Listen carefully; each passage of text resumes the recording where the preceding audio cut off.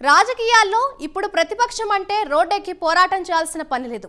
ఆ పని చేయాల్సినప్పుడు చేయవచ్చు. కానీ రోజు సోషల్ మీడియా ద్వారా ప్రభుత్వంపై విరుచుకుపడవచ్చు. ఈ విషయంలో బీఆర్ఎస్ కి సోషల్ మీడియా సైన్యం ప్రభుత్వంపై ఓ రకమైన యుద్ధం చేస్తోంది. సోషల్ మీడియా సైన్యానికి రూల్స్ ఏమీ ఉండవు. ప్రభుత్వంపై ప్రజల్లో అపోహలు పెంచడానికి ఎలాంటి వార్త ఉపయోగపడుతుందో అలాంటి దానిపై తెరపైకి తెచ్చి ప్రచారం చేయడమే.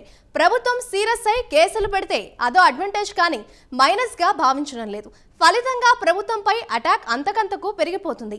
దీనికి కౌంటర్ ఇవ్వడంలో కాంగ్రెస్ సోషల్ మీడియా బలం సరిపోవడం లేదు.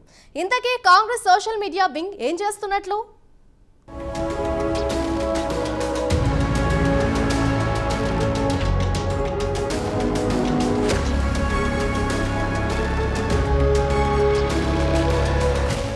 రాజకీయాల్లో నిజమా ఫేకా అన్నదానికి ఇప్పుడు విలువలేదు.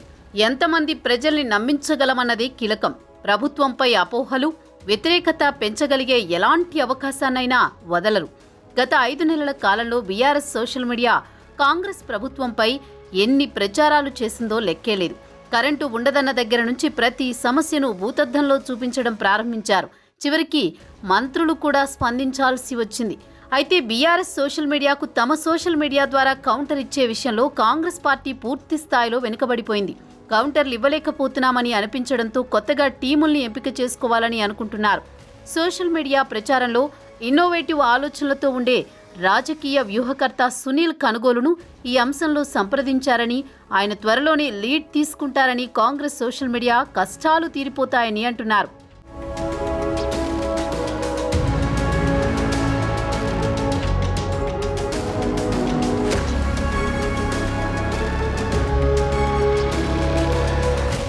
మరోవైపు తమ ఓటమికి ప్రజల కన్నా సోషల్ మీడియాదే ఎక్కువ బాధ్యత అన్నట్లుగా ఎప్పుడు అవకాశం దొరికినా కేటీఆర్ కామెంట్ చేస్తూనే ఉంటారు. సోషల్ మీడియాలో వెనుకబడ్డం వల్లే ఓడిపోయారన్నది కేటీఆర్ పోస్ట్ మార్టం రిపోర్ట్. అప్పట్లో సహజంగానే 10 ఏళ్ల పాలనా వైఫల్యాలను కాంగ్రెస్ సోషల్ మీడియా వింగ్ బాగానే ఎండగట్టింది. అదే సోషల్ మీడియాలో కాంగ్రెస్ను వెంటాడుతోంది కేటీఆర్ టీం. కొత్త ఛానల్స్, కొత్త హ్యాండిల్స్తో కాంగ్రెస్ అడుగు తీసి అడుగు వేసినా కామెంట్ చేస్తోంది. కేటీఆర్ తమ పార్టీ సోషల్ మీడియా విభాగాన్ని అత్యంత పటిష్టంగా నిర్మించుకున్నారు. వ్యవస్థీకృతమైన సోషల్ మీడియా విభాగాన్ని ప్రపంచవ్యాప్తంగా ఉంచుకున్నారు. పార్టీ కోసం విస్తృతంగా సోషల్ మీడియాలో పనిచేసేవారు హైదరాబాద్లో మాత్రమే కాదు, ప్రపంచంలో అనేక దేశాల్లో ఉంటారు. వీరందరినీ కోఆర్డినేట్ చేసే వ్యవస్థను కూడా పకడ్బందీగా నియమించుకున్నారు. అందుకే ఓ అంశాన్ని ట్రెండ్ చేయాలంటే బీఆర్ఎస్ సోషల్ మీడియా ఇట్టే చేసేస్తుంది. సోషల్ మీడియా ప్రభావం తెలుసు కాబట్టి కేటీఆర్ ఓడిపోయిన తర్వాత కూడా సోషల్ మీడియా బలహీనపడకుండా చూసుకుంటున్నారు. దానికి ఇప్పుడు ప్రతిఫలం కనిపిస్తోంది. కాంగ్రెస్ ప్రభుత్వాన్ని ఇరకాటంలో పెట్టడంలో సోషల్ మీడియా విభాగమే కీలకంగా ఉంది. కేసులు అయినా ఎవరూ భయపడడం లేదు.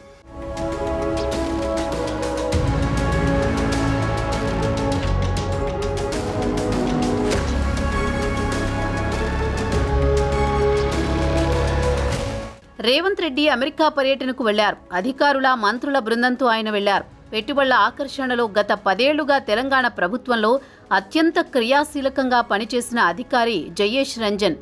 కేటీఆర్ ఎప్పుడు విదేశీ పర్యటనకు వెళ్లినా ఆయనే పక్కన ఉంటారు. మొత్తం పెట్టుబడుల వ్యవహారాలు, ఎంఓయూలు, చర్చలు ఆయన పర్యవేక్షణలో జరుగుతాయని అధికారులందరికీ తెలుసు. కాంగ్రెస్ ప్రభుత్వం వచ్చిన తర్వాత కూడా ఆయనకు ప్రాధాన్యం తగ్గలేదు. బీఆర్ఎస్ హయాంలో ఎంత ప్రాధాన్యం ఉందో కాంగ్రెస్ హయాంలోనూ అంతకంటే ఎక్కువ ప్రాధాన్యం లభిస్తోంది. తాజాగా రేవంత్ పర్యటనను కూడా ఆయనే సమన్వయపరుస్తున్నారు. పెట్టుబడుల ప్రతిపాదనలు, ఎంఓయూలను ఆయనే దగ్గరుండి చూసుకుంటున్నారు.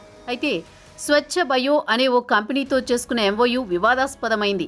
ఆ కంపెనీ ఇటీవలే ప్రారంభించారని, దానికి రేవంత్ సోదరుడే యజమాని అంటూ బీఆర్ఎస్ సోషల్ మీడియా బయటపెట్టి అసలు రేవంత్ సర్కార్ చేసుకుంటున్న ఒప్పందాలన్నీ ఫేక్ అని ప్రచారం ఉధృతం చేసింది. దీంతో జయేష్ రంజన్ స్వయంగా వివరణ ఇస్తూ వీడియో విడుదల చేయాల్సి వచ్చింది.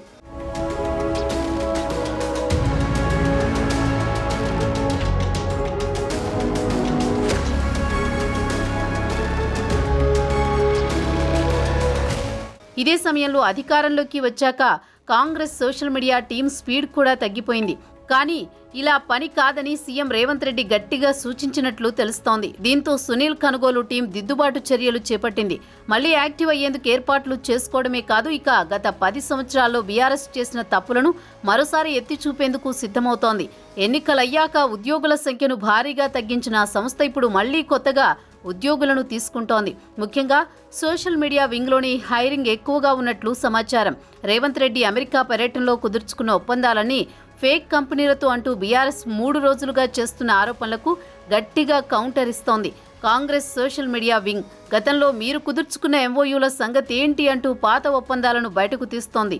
ఇలా అంశం ఏదైనా విమర్శకు ప్రతి విమర్శతో రెడీగా ఉండేలా సోషల్ మీడియా వింగ్ను రెడీ చేసింది కాంగ్రెస్.